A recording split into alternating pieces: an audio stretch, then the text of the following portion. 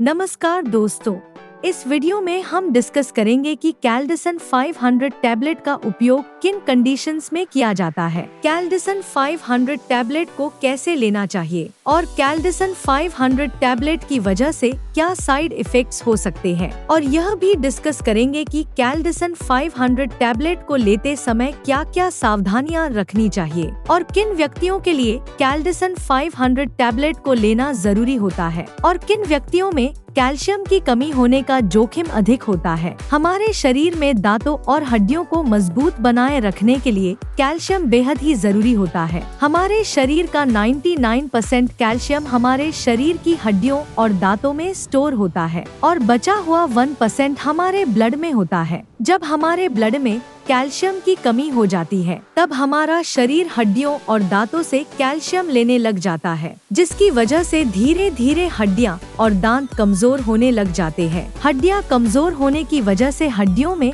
हल्की सी चोट या गिरने की वजह से भी फ्रैक्चर हो सकता है। कैल्शियम की कमी की वजह से दांतों की जड़ें कमजोर हो जाती है और दांत भंगुर होकर टूटने लगते हैं, और छोटे बच्चों में कैल्शियम की कमी होने पर उनके दांतों को निकलने में देरी हो सकती है या लंबा समय लग सकता है। बच्चों में कैल्शियम की कमी लंबे समय तक रहने पर उनकी हाइट भी कम रह सकती है। कैल्शियम की कमी की वजह से बच्चों में रिकेट्स हो सकता है और 19 साल से अधिक उम्र के व्यक्तियों में ऑस्टियोमलेशिया और ओस्टियोपोरोसिस होने का रिस्क अधिक हो जाता है। ओस्टियोपोरोसिस एक हड्डियों का रोग है जिसमें हड्डियां बहुत ही कमजोर व अंदर से खोखली हो जाती है, जिसकी वजह से हड्डियों में हल्की सी चोट या गिरने की वजह से भी फ्रैक्चर हो सकता है। शरीर में कैल्शियम की कमी होने पर शरीर की हड्डियों और जोड़ों में दर्द रहने की समस्या भी हो सकती है। कैल्शियम के साथ विटामिन डी भी लेना जरूरी होता है। शरीर में विटामिन डी की कमी होने पर भी कैल्शियम की कमी हो सकती है, क्योंकि विटामिन डी शरीर में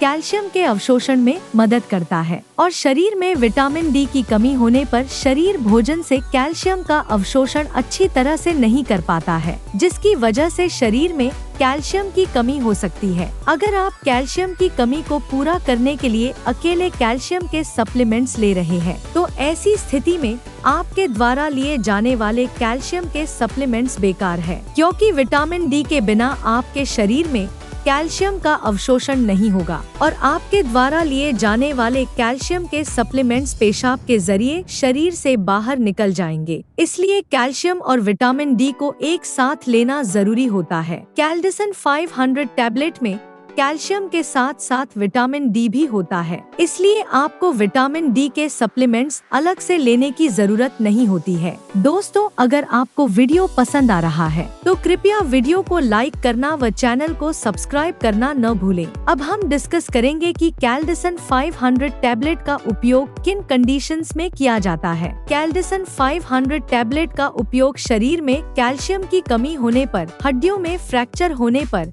रूमेटोइड अर्थराइटिस और ऑस्टियोआर्थराइटिस होने पर, शरीर के जोड़ों, हड्डियों व मांसपेशियों में दर्द होने पर, न्यूरोपैथिक दर्द होने पर यानी नसों का दर्द होने पर, डायबिटिक न्यूरोपैथी होने पर, गर्भवती महिलाओं और स्तनपान करा रही महिलाओं के लिए, ऑस्टियोपोरोसिस होने पर, ऑस्टियोमलेशिया या रिकेट्स होने पर, शरीर में न्यूट्रिशन की कमी होने पर, शरीर में दांतों, जोड़ों और हड्डियों को स्वस्थ बनाए रखने के लिए, और जो व्यक्ति मिर्गी या दौरों की दवाइयां ले रहे हैं जैसे फेनोबार्बिटल फेनिटोइन, उन व्यक्तियों को भी डॉक्टर कैल्डिसन 500 टैबलेट को लेने की सलाह दे सकता है। अब हम डिस्कस करेंगे कि किन व्यक्तियों में कैल्शियम की कमी होने का जोखिम अधिक होता है और किन व्यक्तियों को कैल्डिसन 500 टैबलेट को लेने की जरूरत पड़ सकती है। जो व्यक्ति शुद्ध शाकाहारी डाइट लेते हैं और दूध, दही जैसे डेयरी प्रोडक्ट्स का सेवन बहुत कम मात्रा में करते हैं, ऐसे व्यक्तियों में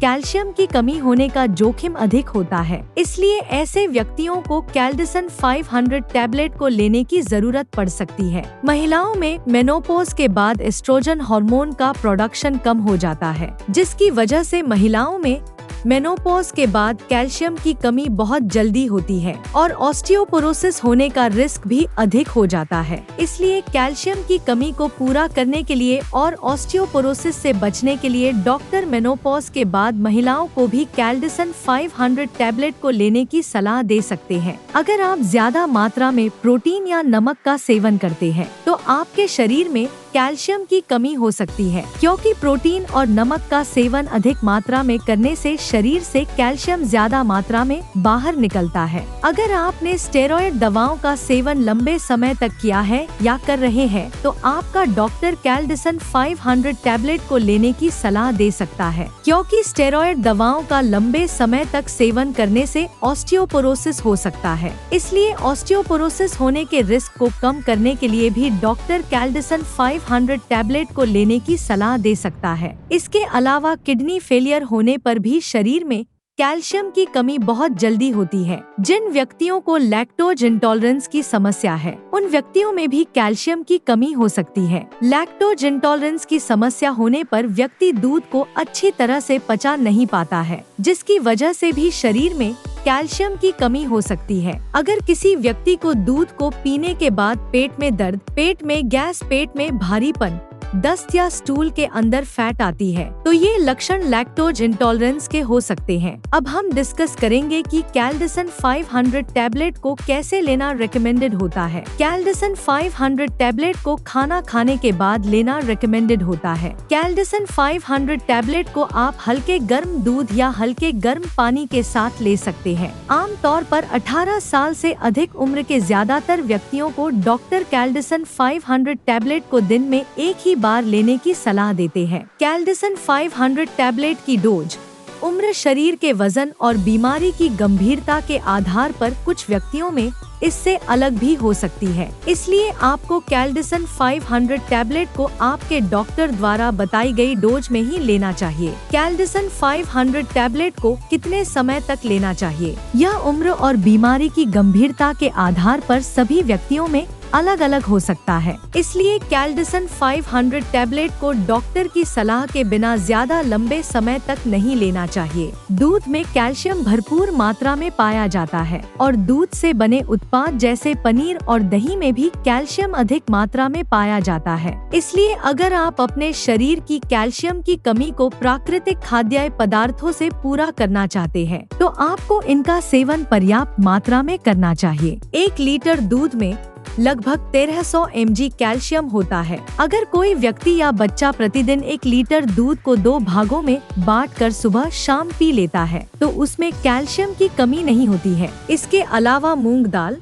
बादाम, नारियल, सोयाबीन, आम, संतरा और आंवला भी कैल्शियम से भरपूर होते हैं। इसलिए इनका सेवन आपको भरपूर मात्रा में करना चाहिए। साइड इफेक्ट्स की बात करें तो वैसे तो कैल्डिसन 500 टैबलेट एक बहुत ही सुरक्षित दवा है और ज्यादातर व्यक्तियों में कैल्डिसन 500 टैबलेट की वजह से कोई साइड इफेक्ट्स नहीं होते हैं। लेकिन अगर आप कैल्डिसन 500 टैबलेट को रिकमेंडेड डोज से ज्यादा डोज में लेते हैं तो इसकी वजह से ब्लड में कैल्शियम का लेवल ज्यादा हो सकता है, जिसको हाइपरकैल्सीमिया भी कहते हैं। शरीर में कैल्शियम का स्तर ज्यादा होना भी नुकसानदायक होता है। कुछ रिसर्च में यह पाया गया है कि ब्लड में कैल्शियम का लेवल ज्यादा होने से दिल से संबंधित रोग होने का रिस्क अधिक हो जाता है। किडनी में पथरी होने का रिस्क भी अधिक हो जाता है। इसलिए डॉक्टर की सलाह के बिना कैल्डिसन 500 टैबलेट को ज्यादा डोज में या ज्यादा लंबे समय तक लेने से बचना चाहिए। अब हम डिस्कस करेंगे कि कैल्डिसन 500 टैबलेट को लेते समय क्या क्या सावधानियां रखनी चाहिए।